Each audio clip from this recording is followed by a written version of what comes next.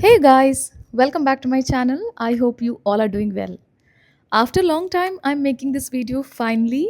Yes, as you have already read the title on my thumbnail, this video is about observations. Observations that happen in every school in UAE.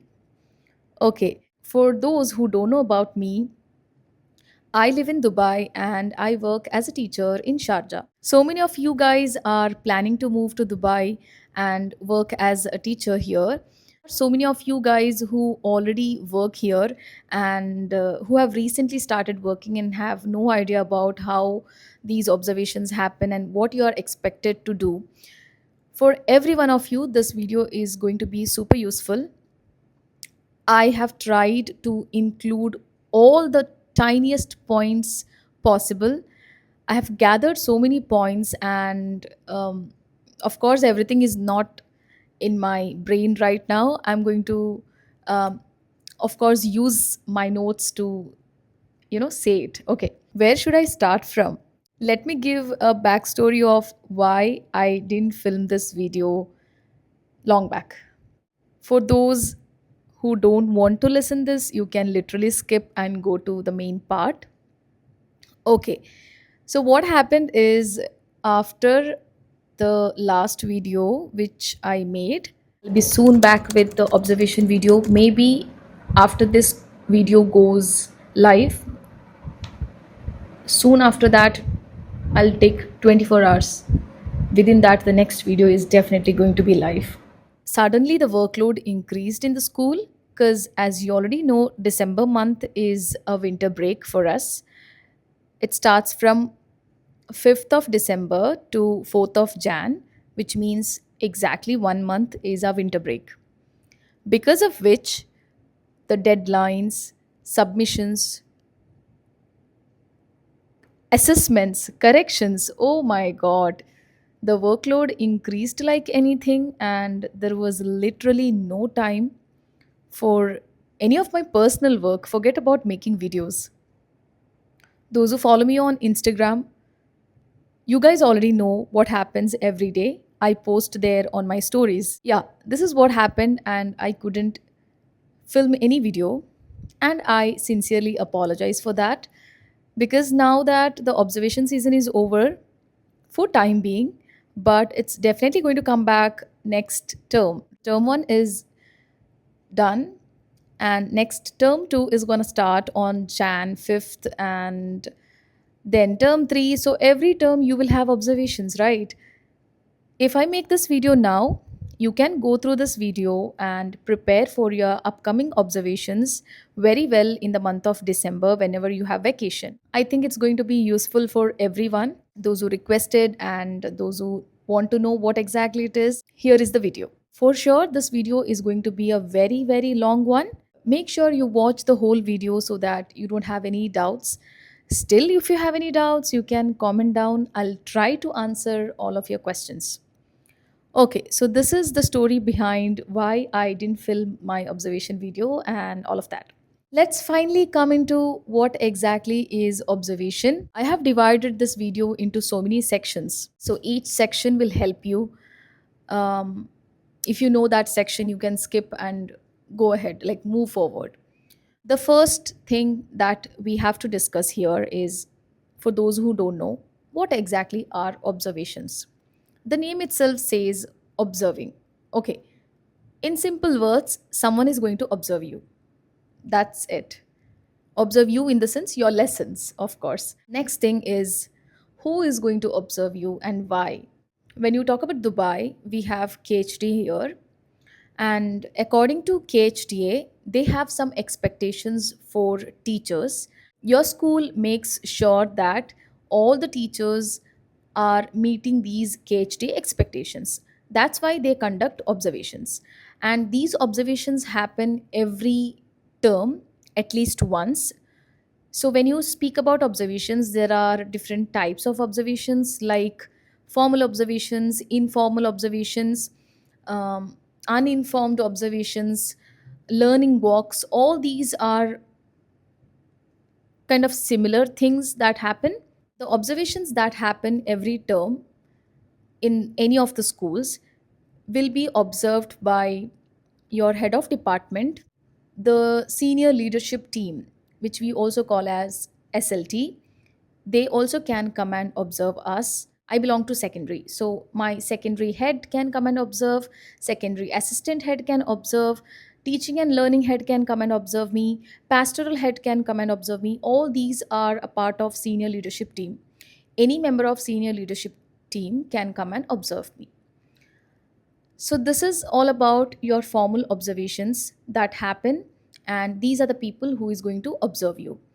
In some schools, not some, most of the schools, even your peers can come and observe you. Other teachers can observe your lessons, which is called as peer observation. These are kind of like, say, to get experience, to learn from each other, these peer observations happen. Sometimes principal and vice principal also join the observations. Every school it's different. Like for example, my school, whenever I have formal observation, my head of department and any member of senior leadership team will join. Not principal and vice principal, but my previous school when I was working in Dubai, even my principal and vice principal used to join the observations. It is different in different schools. So once you join here, you will come to know how it is. If we talk about informal observations or learning walks, these are like uninformed. Nobody will inform you that, okay, I'm going to come and observe your lesson on this date. Nobody is going to inform you. It will be a sudden walk into your lesson, whichever lesson it can be, and whenever it can be, any time of your lesson it can be. It's not like beginning or ending or in between, any time it can be. This is not like the whole lesson. If for example, if it is 40 minutes lesson, learning walks and uninformed observations don't happen for entire lesson. It will be for, let's say, 10 minutes or 15 minutes of your lesson. Someone is going to come and sit and observe how you are doing. So if I talk about my current school, learning walks happen, and my usually learning walks are done by same person, head of department, or sometimes by any member of senior leadership team. They come and sit for 10 to 15 minutes and note down the best things and things to improve, and then later they discuss with us like how it went and all. This is not going to be like a formal one. It is just for practice. Other than these kind of observations, external observations also happen, which is also called as inspections. It is done by the inspectors of KHDA. If you work in Dubai, it will be done by inspectors of KHDA. If you work in Sharjah, it will be done by inspectors of SPIA. Inspections now, they happen like continuously for a week. The whole school will be inspected, and teachers also will be inspected based on the lessons. This is not like which lesson and what time, nothing. Any inspector can walk into any of your lessons. So you basically get ready for the entire week and all the lessons that you have to teach in that particular week. When it's time for inspections, everyone suffers a lot. Okay, so how often these inspections happen? When I used to teach 2 years back in Dubai, it used to be like every year, but for Sharjah, it happens once in every 2 years. Other than these inspections, we also have inspections of BSO happening once in 3 years. That's all about what observations are, who is observing, and all those things. Now, next thing is, what are the elements of observations? What you need to include in your observation PowerPoint, lesson plan, and what you need to get ready with. Let's discuss about that. When we talk about elements, okay, let's start from the first thing, which is clear learning objectives and success criteria. How can you get good learning objectives and success criteria? Because if your learning objectives and success criteria are not as per the expected level, then your whole lesson will not succeed. Okay, what I do is, for my observations, whenever I choose my topic, I make sure the topic is interesting and the topic is such a topic that where students can work on themselves, but still it's not that easy and not very difficult. So somewhere a medium topic I choose, but it has to be an interesting one so that students show some interest in all the activities that you prepare for them. Make sure your observation, your lesson is learner led slash student led, which basically means your lesson should be involving most of the time the students rather than you. It's like 70 to 80% students talk and remaining 20, 10 to 20 you guys like teachers talk. Based on that, you have to choose your topic wisely. Once you choose your topic, make sure you use ChatGPT, and with a proper prompt you can get a good learning objective along with success criteria. Now, whenever you have to write learning objective or success criteria, make sure they are measurable, they are higher order, like you have to use Bloom's taxonomy for this. You can use create, compare and contrast, analyze, apply and analyze, or analyze and apply, whatever it is, evaluate. All these are like higher words, so always make sure your learning objective has these higher words rather than using lower words, which will really make a big difference in your lesson. So once you get a proper learning objective, based on that, in order to reach that learning objective, the steps, that the success criteria, you also will get these from the chat gpt. I'll give the prompts here on the screen. I'll give in the description box as well. You can check there and copy paste in your whenever you need it. Okay, next element of the lesson is once you show the topic, the date, and learning objective and success criteria to students, next comes starter activity. Now, okay, before going to the starter activity, many of you guys ask me whether we have to make the students write all the success criteria. Okay, what I do is I write date, topic, and learning objective on the board. And this is like everyday ritual, not only during observations. I write it like for every lesson daily. And students do write these three things: date, topic, and learning objective in their notebook. Next, how many learning objectives? So basically, I keep one clear learning objective. It can go up to minimum one, maximum three sentences. That's fine. I can give you some examples. I can show you some examples of my learning objectives here on the screen. Okay. Next is whether students should write success criteria or not. Now, this really depends upon how your school follows. Every school follows different things in a different way. In my school, it's optional. Nobody really bothers if I am making them to write success criteria or not. According to me, success criteria, you can just make anyone read and go to next slide, because if you make them write the success criteria, it will take a long time from you. I never do that. I will not tell my students to write success criteria during observation, especially. Otherwise, in daily lessons, last year I used to do that, but this year I have stopped because it is taking long time for the students to write all the success criteria. Now, how many you should have? I keep generally three success criteria. More than that, I cannot complete on time. So I keep three success criteria. That's minimum. So you can make anyone read this or you can read them by yourself. But make sure you go through the success criteria. Otherwise, it is a minus point for observation. So done. We are done with the first slide.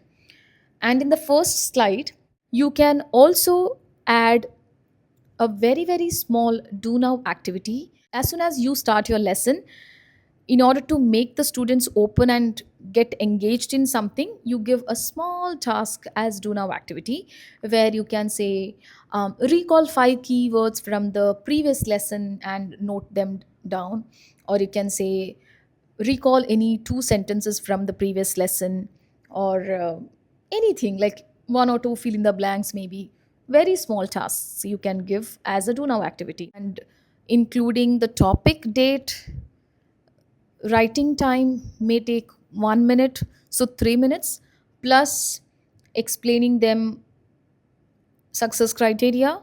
So total 5 minutes for that first slide you have to keep. Also, maybe keep 6 or 7 minutes. By the time students settle down, they take their notebooks, and some will ask you, oh, I forgot my notebook. Then you will give them paper. Some will be fighting there or something like that. So you will solve that. Anything can happen during your lesson observation. Oh my God, don't even make me remind. So always keep a buffer time like 5 to 6 minutes. Okay. Within that, make sure you complete this till success criteria and the do now activity. Okay, so this is really taking a long time, but just keep on listening to me. Okay, you will get into it. Next thing is starter activity. Okay, for starter activity, okay, basically, what is a starter activity? It is to start your lesson, introduction to your lesson, or so you introduce your lesson with a question, or an activity, or a higher order thinking question, critical thinking, fluent thinking, big picture thinking, brainstorming. So many starters you can use. And recently, I have been daily posting a reel on different kinds of starters. I have posted almost at this point 8 different types of starters, so you can check them out. Or I'll also give some different types of starters here on the screen as well. You can check any type of starter you can include in your PowerPoint. You decide your starter, and make sure starter also should be 3 to 4 minutes. Or if you want, you can take 5 minutes as well. It really depends upon how easy or difficult your starter is. Based on that, you can keep a timer for that. Okay. Next, number three is teaching input, which means this is the main part where you have to show your, not I'll say subject knowledge, but how you're going to explain the topic. Okay, so when I say you explaining the topic, I'm not telling you to explain the entire topic with lots of notes on the PowerPoint slide, and then you are talking, they are listening. No. The teaching content, that's why I said when you're choosing the topic, make sure it's a topic where you can gather information from students itself. You are teaching when it's your time, but making sure that you're asking so many questions to students and you're taking answers from them. So this is what you have to do at this time. That third point, the difficult part of the topic you will explain, but for explaining you will add some of the questions, and you will make sure that you ask these questions to different students. You know who is your best, who can give answers to which kind of questions, so you can decide that and ask questions and gather all the answers from them. Even if it is wrong, no problem. Make sure when they answer these questions, always uh, say well done, oh good, very good, like say appreciate them. That's also is one of the very good point these observers note down. Okay, so I'll give some of the examples for teaching content. You can keep one big question, um, and tell them to discuss for first 2 minutes.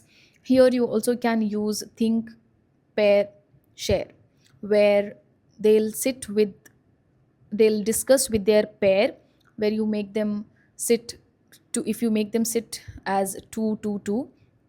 Think, pair and share is the best thing you can use for your teaching part, where you give them like say 2 or 3 questions on the board, give heading as think, pair and share, and then give them time to think, discuss with their pair, and then for share part, each pair shares their thoughts, or you can choose any two or three pairs to share, if not all, because it is time consuming. And then they will tell their answers. Okay, then if you think they are all correct, still you will also add your points and conclude it. If you think their answers are not what you expected, then you correct them and then conclude it. Anyhow, you have to conclude it, and your teaching content you have to finish in that time. Okay, so this may take, again, let's say, nearly, I take 10 to 12 minutes. It depends upon what kind of, how I want to deliver my teaching content. If it is like, say, a main activity, because my lesson is science and I can choose any activity, any experiment, a very small experiment also, which doesn't need any lab, then it will take long time. They will see that experiment and they will come up with their points. It really depends. There is lot to do. You can do anything. So yeah, take your own time, like, but plan and make sure that you complete this before the time period that you have set for this activity. That's all about the third point, which is teaching content or the main activity. Okay, next we have number 4 is um, group task. Now you have taught the main topic, right, in the previous slide. The next slide should be a group task, or a main activity based on the previous teaching. Here, you are not going to help them with the discussion or help like answers. You will make them sit in the groups and give some questions, and then give some research work. They can use any like resources for this. They can research, or you can give some of the resources to them which will help them for finding the answers. And yeah, so when you are doing the group, I usually don't do this as group, because of my class size, it doesn't allow me to you know make them sit as groups. It's very difficult. I make them still do this task also as pairs. My classroom, if you have seen in my videos, it's like 1 2 3, so in each, two two two two two two. I'll show the video here, and anyhow you do it, it should show that based on your previous slide, whatever you have taught, you're making them to you're testing them based on the previous slide. And they are doing it more or less independently by themselves.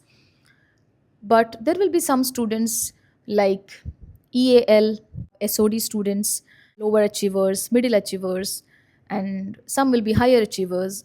Based on this, you can scaffold your entire lesson and support those kind of students who are struggling, and make sure your higher achievers do it independently. Like, they will not need any support, they can do it independently. But whereas your EL students and your SOD students, your lower achievers, will need some support. So at this time, you have to use something called as scaffolding. Now, scaffolding, I think, in simple terms, you're supporting those students to reach the same success criteria where others are doing it independently. Now, this support can be of different types. If I talk about that, this video is going to be a really long one. Let's keep scaffolding topic for the next video, or reels. I can give some examples um, in the description, or you can literally search what exactly is scaffolding. The point here is, you will have different kinds of learners, so everyone will not be able to do what you are giving them. So you have to support them. You know your students well, so you can give them support. At this time, make sure you use technology, because this is always seen that if teachers are using the technology or not. What I do is, whenever I have to give the main activity after my main teaching content, I make sure to give them Padlet is the best I have ever used. It becomes so easy. um, and I can give an example here. If you don't know what Padlet is, again, I can make a reel or short video on that, because these are different kinds of apps that you can, technology based apps you can use. Padlet is basically, if I say in very short sentences, it's a app. It's not free. uh, you can use it for 3 or 4 lessons, maybe, I'm not sure exactly. Okay, so what you do is, um, you give a question on the Padlet wall, and then share that link with the students.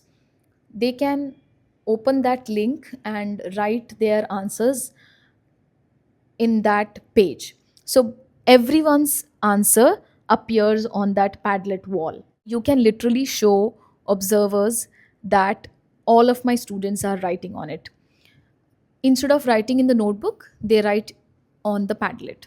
And you can show that screen to everyone. So every other student knows what others have written. Like, for example, if I'm a student, I know what she or he has written, because I can see everyone's answers. When they type it, not don't immediately show, because others can then copy. You make sure you ask them, is everyone done, or at least 70% done. They'll show a thumbs up or thumbs down. Or so when you know that almost 70% of students are done with their work, then you start showing the screen, and observers can see that, okay, these many have posted, and what they have said about the question that you have asked, all these things.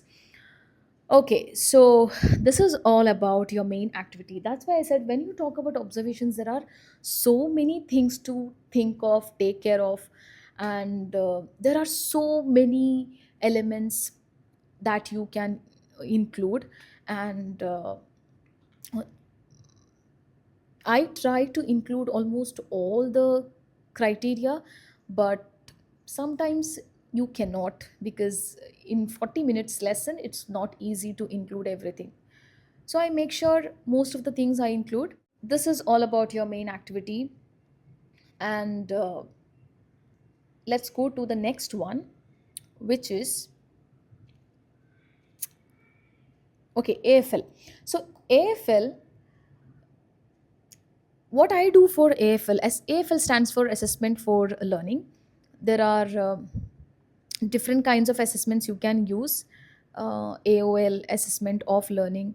Um, Even about this also, I have made a detailed post on my Instagram. You can check it out.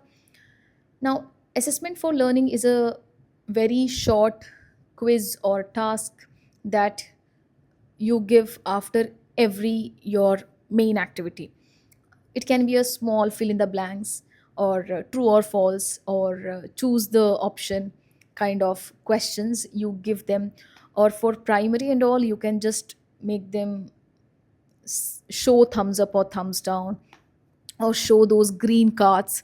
um, Again, this all these things depend upon which grade you are teaching, what kind of level you're teaching, what is your subject, lots of things, because observation cannot be um, concluded for a particular topic or subject. It is too much. So yeah, as I said, for secondary students, if you tell them to show thumbs up or thumbs down, that is not considered to be a proper AFL. You have to give them um, a different kind of AFL based on their level. For primary ones, you can make them, again, primary means like you have grade 1, grade 2 students, they're very small. So every time making them write, it's going to take a long time. So in between, you can use these small AFL uh, tasks, where you tell them, okay, so you show them a question on the board, and then make them say, uh, instead of true or false, instead of making them write, You say, if it is true, show me a thumbs up. If it is false, show me thumbs down. Or you can say, if it is true, you show me green card. Or if it is false, you can show a red card. So based on how many show, so this also shows how many of your students have understood what you have taught and how many did not. So if everyone understands and everyone shows green card, okay, then your observer thinks that your students are making progress. This is how you show the progress of the students, because this is also one of the major elements of the lesson. Major aspect of the, not element, major aspect of the lesson, where based on all these things they rate you, right? Okay. So AFL can be, it's, for AFL you don't need a particular place, like say after this or after this. It is like you are testing the students, but not by giving a big activity, by just giving small small questions. This you can do after every task or after every discussion, anywhere in between the lesson you can do. So that's all about AFL. Okay. Next, I want to talk about differentiated tasks. But now, if your main activity is very big, then after that, to go for differentiated tasks will not be possible. It takes long time, right? If your activity is very short and sweet, then you can go for differentiated tasks. Or if your activity, you're planning a very long activity, then that activity itself you can make as differentiated task. Anyhow you can do. Let me first tell you what are differentiated tasks. Okay. These differentiated tasks or differentiation is mainly to show that all your learners in your class can achieve the success criteria. Now, how do they achieve even though they are of different levels? Again, by providing them support. The success criteria is same for everyone, right? For example, let's talk about any random grade 2 lesson, types of plant. If you want everyone to learn three different types of plants at the end of your lesson, all will not be able to learn it with the same way, because you have different kinds of learners. EAL will not understand your normal explanation. They will need some vocabulary support because they are a little slower in English language. EAL learners are English as additional language learners, so they struggle with English. So for them you will have to support with the vocabularies or pictures, and then sentence starters, all those things. Next type of learners you will have, maybe student of determination, SOD learners. Maybe they will also have LSAs in the class. You know your child, how he or she is, so based on their level you can give them a different task, but make sure ultimately they'll reach that learning objective. So you can give them different steps and make sure they at least try to reach the same success criteria and learning objective which others are also trying to reach. That's about student of determination, SOD students. You will also have your three levels of students: LA, MA, HA. Lower achievers, middle achievers, higher achievers. So, higher achievers, you know, whatever questions you give, they will do it by themselves without any support. MA will need a little support, LA will need a little more support. By giving each one's different kinds of support, you're making every different groups of your learners reach the same learning objective and success criteria. This is basically the differentiated tasks.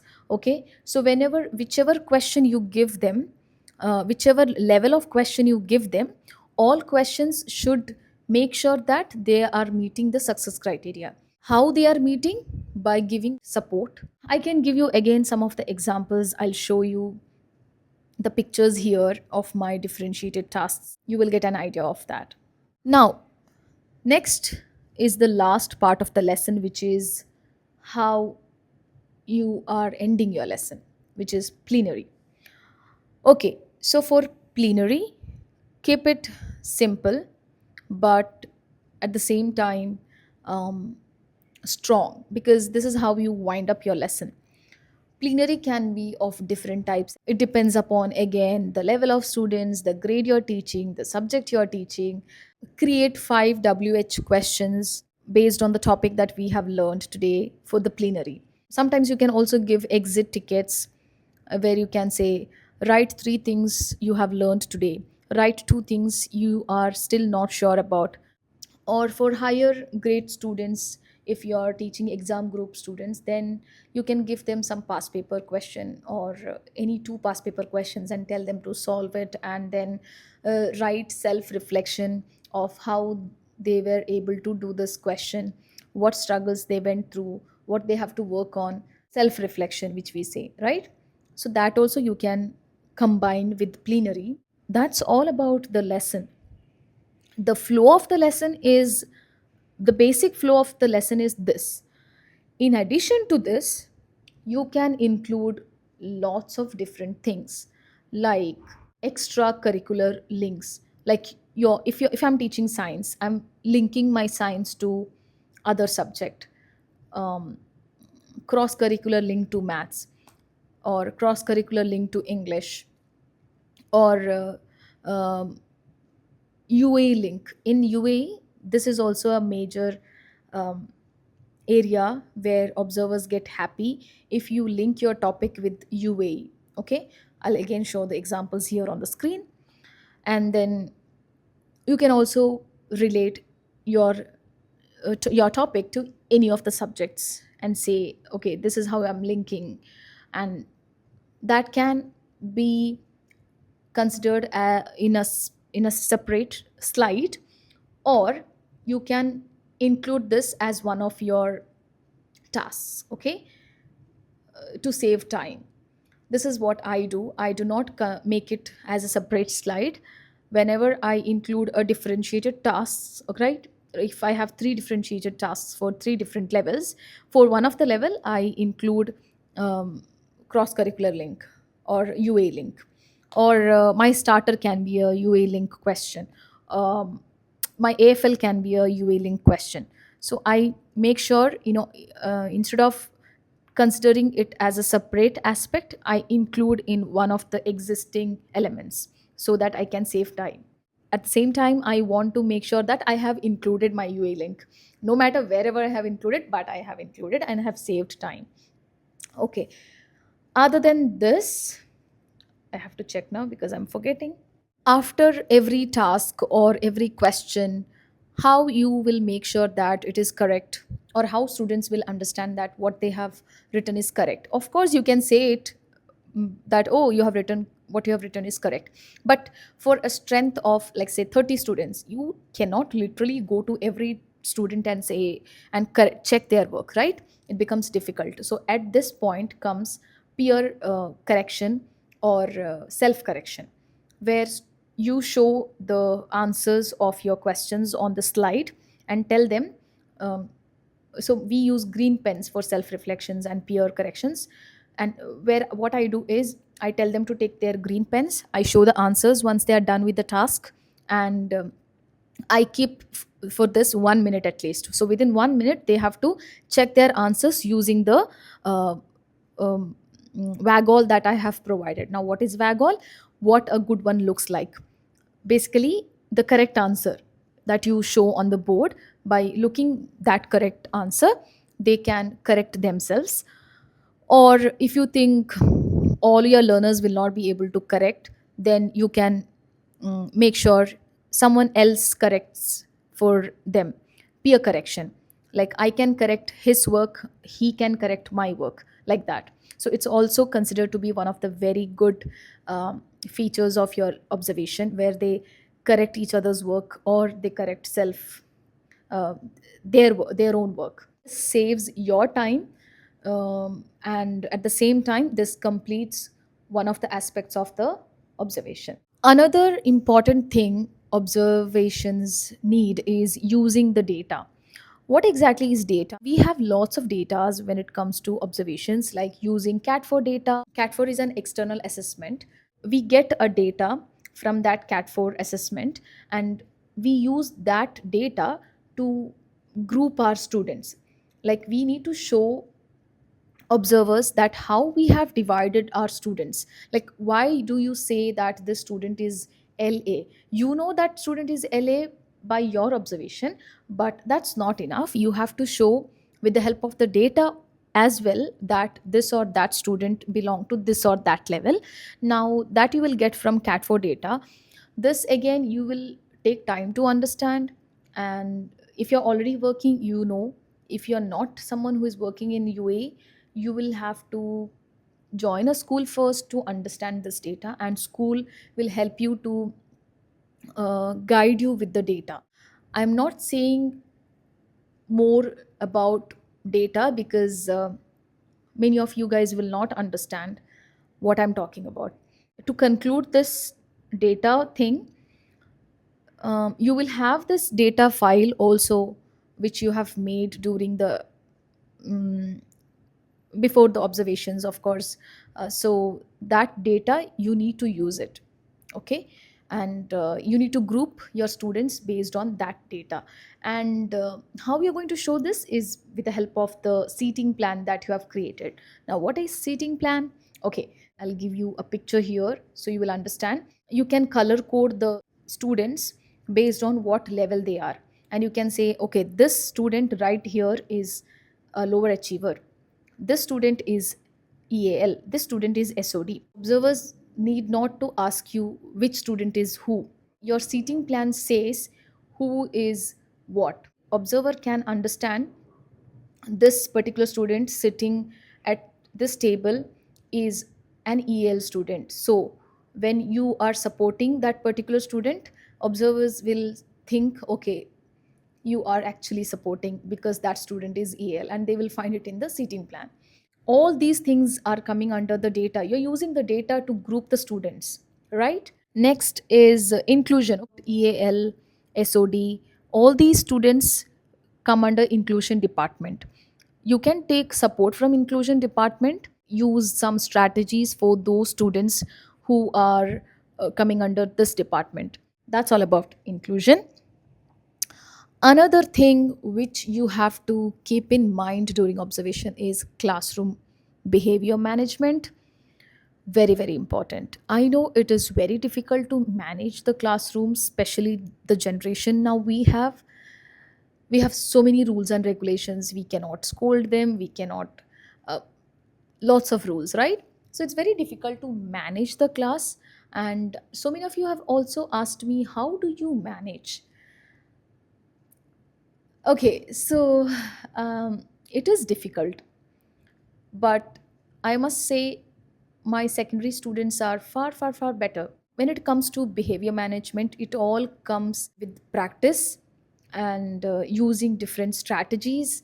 Um, for this, I'll make a different video, but you have to make sure at least, not at least, like your class is well behaved.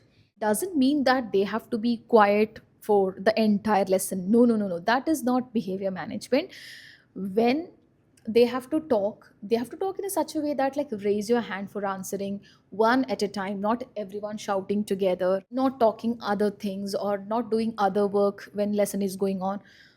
All these things are coming under behavior management. If the students are well behaved, it also shows that you are practicing these rules and regulations and routines. You will have your own classroom routine. Like, whenever my lesson starts, the first thing you have to take is your notebook and start writing by your own. And then, you know, your students should know what is next, what is next, because you're doing that in your lessons every day, right? You're starting with the lesson with a starter. You're making them do now task. You're making them write learning objectives but not success criteria. If you're following this every day, students already know what teacher is expecting from them. So then you don't have to worry. Make sure you don't, like, include something very, very new all of a sudden in your observation, which you are not actually doing during the normal school time. then that will show that students are not used to this, because they will start asking so many questions, miss how to do this, how to do that. Then observer will come to know that maybe teacher is using this for the first time. Before 1 month or before 2 weeks, whenever you come to know that there is observation happening after 2 weeks, whichever classes you're teaching, make sure you're teaching them same as that of how you're going to teach for your observation. Like, start practicing those routines. Basically, that's it. Next thing, what materials you need to keep ready for your observation? First thing, lesson plan. Number two, a PowerPoint. Number three, a seating plan. Number four, the data sheet slash cat4 sheet, or any data whichever your school follows. Worksheets, scaffolding materials, like supporting materials that you want to give to your students, your struggling students. Reading support sheets, mini whiteboards that also you can provide them, or they will have their own whiteboards. Make sure they bring their devices so that they can research anything. If any sen student is there in your class, you will also need to have a separate folder for that particular student, which will be provided by the school, so that also you can take a print and keep it ready. These are the basic materials you need to keep ready before observation. You can take a printout of these things and put it in one file and keep it at the back of your class. You will keep chairs for the observers who will come and sit there, right? You can keep that folder also there, so they can check your lesson plan, they can check your seating plan, they can check your data sheet. So for observer, what you are going to submit is your lesson plan, your seating plan, and your data sheet. And if SOD is present, that folder as well. Other than that, your PowerPoint will, you will be showing it. You don't have to submit them. Of course, some observers will ask to upload somewhere in the school files, so you can upload there all the soft copies, but for the hard copy, these are the things you need to submit to the observer. Other than that, the rest of the things what I have told is for you. Like, for example, the worksheets of students, and the scaffolding materials, all these things are for you to use it during the observations. Okay, so this is a general uh, how observations happen, the elements of observation, what are the things you need to keep in mind during the observations. Now, next thing, based on all these things, how teachers are ranked. Okay, the ranking starts from outstanding, which is the highest ranking a teacher can ever get. Next, we have very good, good, acceptable, weak. These are the ratings given for a teacher. Now, this really depends upon how well you have performed, which, how many different aspects of the lesson observation you have covered in your lesson. Based on all these things, you will be rated. If you also want to know how to make the PowerPoint of the observation lesson, I can show you here on the screen the basic template of a lesson observation PowerPoint. You can check this and then make your own PowerPoint. Another thing I forgot to tell you is, keep your classroom clean, welcoming, and fix your borders of the class boards. You might have seen me doing all these things whenever I have observations. Also, make sure the notebooks of your students are corrected, marked by you, and you have also given them the feedback, and they have also replied to your feedback. Oh god, these are all different things which are actually observed. Because even notebook corrections, they are another headache for us. Notebook corrections, make sure every student's notebook you have marked, because we follow this what went well, even better if strategy for marking. On this, I have also made a post on my Instagram. You can check it out. So this is how we mark. We give them feedback based on how they have written their notebook, how they have completed their tasks, and on that feedback, they will reply stating that how they have done by themselves, and how do they feel about their progress, and what are the things they have to improve, what are the things they have to work on, and they will write their reply as well. So this is teachers feedback and student reflection. So make sure this is completed before the observation, so that whichever book your observer checks, they find it okay, completed book. So even observers do this, like for every observations of mine, I have seen my observers checking the student notebooks.